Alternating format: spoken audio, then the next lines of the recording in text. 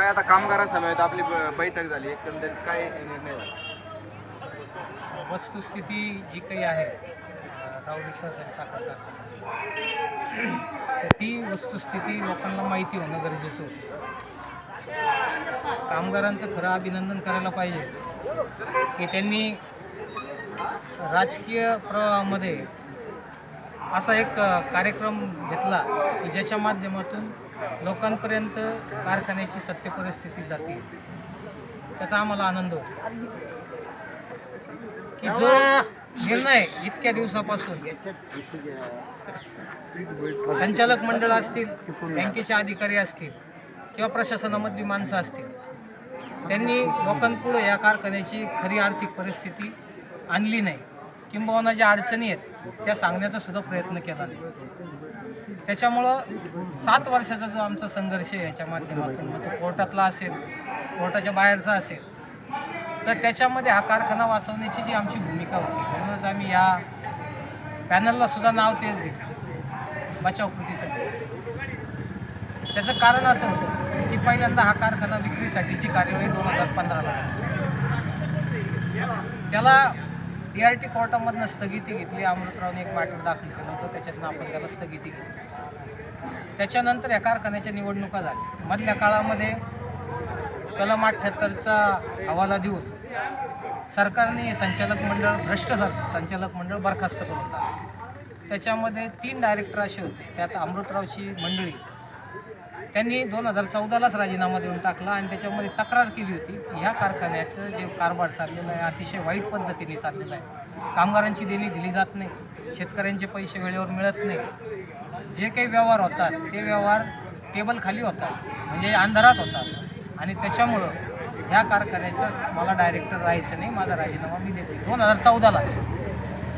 त्याच्यानंतर 78ची कार्यवाही झाली. 78ची ऑर्डर आत्ता पण रेकॉर्डला आहे की ज्याच्यामध्ये हे 3 संचालक सोडून बाकीचं सगळं संचालक मंडळ दोषी धरलं गेलं आणि त्यांच्यावर ठपका ठेवून ते संचालक मंडळ बरखास्त झालं आणि त्याच्यावर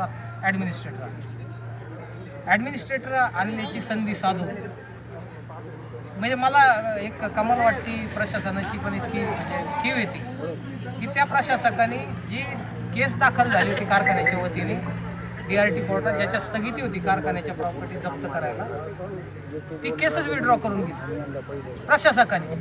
संचालक मंडळ त्यावेळेस नव्हतं, प्रशासक नियुक्त होतं, प्रशासकाने ते केस काढून घेतली. केस काढून घेतल्यानंतर कारखाना ताब्यात घेतला गेला बँकेकडे.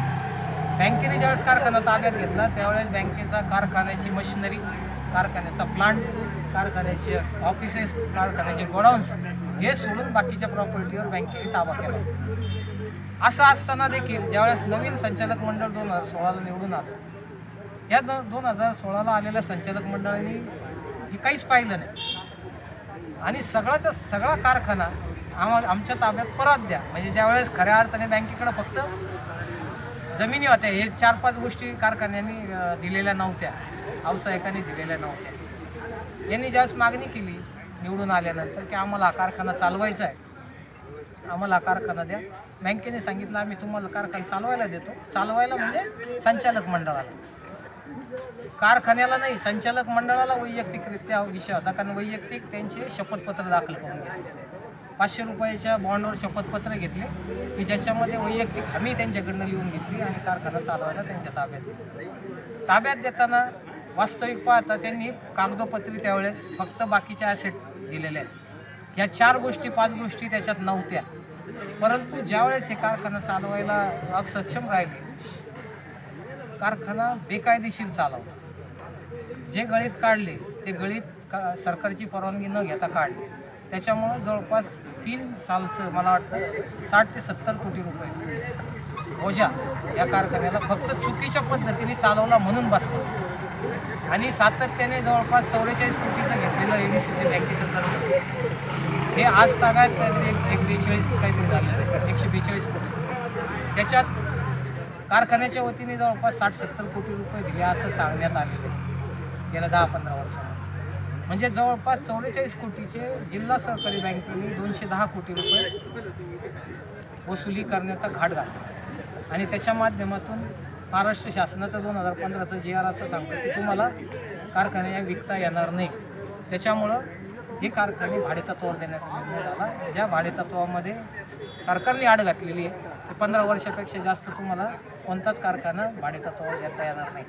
यांनी टेंडर काढले जाणीवपूर्वक 25-25 वर्षाचे कराराने दिले. स्वाभाविकपणे कोणी घ्यायला तयार नव्हतं ते कारखाना. त्याच्यातल्या ज्यावेळेस आमच्या लक्षात आलं की हे कशासाठी चाललंय तर हा कारखाना अशा परिस्थितीत आणायचा की याला विक्रीची परवानगी राज्य शासनाकडनं घ्यायची, कारण परवानग्या बंद होत्या.